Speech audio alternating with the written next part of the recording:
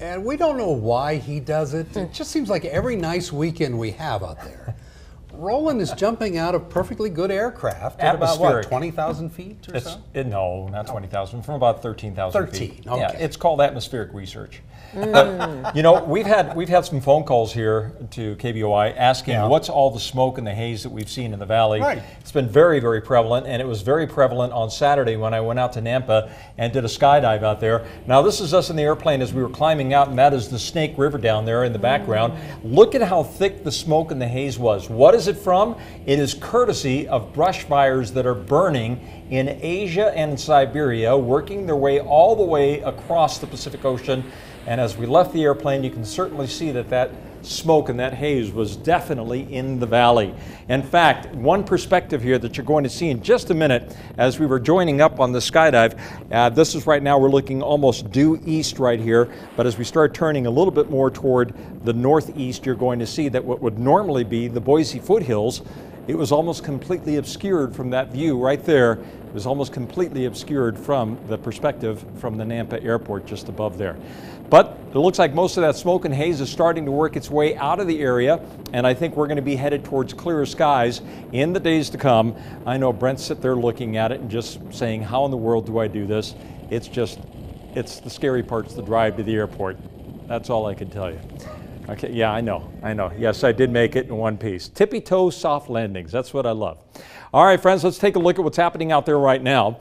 What we're seeing is a little bit of that smoke and haze that's still trapped here at the surface. However, air quality has been okay. Now the temperature readings have been absolutely scorching, and as the trough of low pressure starts to work its way in from the Pacific Northwest, we're going to see even more of the smoke and haze that's been trapped in the valleys working its way out as the atmosphere is going to be stirred up just a little bit more in the days to come as cooler weather moves in.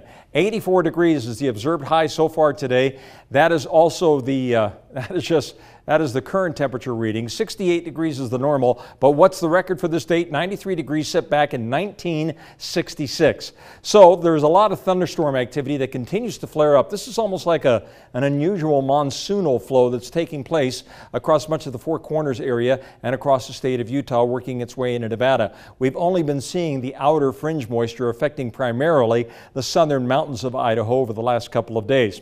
But you see this little feature right here? That's developing off the coastline of Seattle. This is an area of low pressure with an associated cold front, and it's going to work its way from the northwest eventually right into the Pacific Northwest and down into the Great Basin. As it moves in, it's going to push the warmer air out of the way. Cooler temperatures will be on the way, and it all commences tomorrow. Treasure Valley will enjoy plenty of sunshine. Let's say sunny to partly cloudy skies. Few isolated mountain showers still for the central and southern mountains of Idaho. Here comes that disturbance, and as it starts to work its way in, I think it's really going to help to cool temperatures down more so on Wednesday. But as you could tell by this model projection, it still looks like Wednesday is going to end up being a fairly dry day. 7-day forecast then for the Treasure Valley. Let's go 73 degrees tomorrow. So we had temperature readings in the mid-80s today. That's going to be 10 degrees cooler tomorrow compared to what we will have seen today by the time all is said and done. Wednesday down into the mid-60s. Thursday down into the low to mid-60s. Is there a chance of showers? There's a slight chance, like a 20-30% chance of a few spritzies here and there on Thursday and Friday as that trough of low pressure in the Pacific Northwest works its way through, and then should be partly cloudy and milder conditions or warmer conditions on Saturday and Sunday. The mountains will be seeing temperature readings in the 60s, sunshine mixed in with a few scattered afternoon showers, maybe an isolated thunderstorm here and there, with a better chance of some mountain showers on Thursday and Friday, but things should begin to dry out as we approach this upcoming weekend, and never too early to start planning ahead for the weekend. That's my motto. It's Monday and he's already thinking of the weekend. Absolutely. Let's make the weekend starting at Wednesday. I like that idea. All right.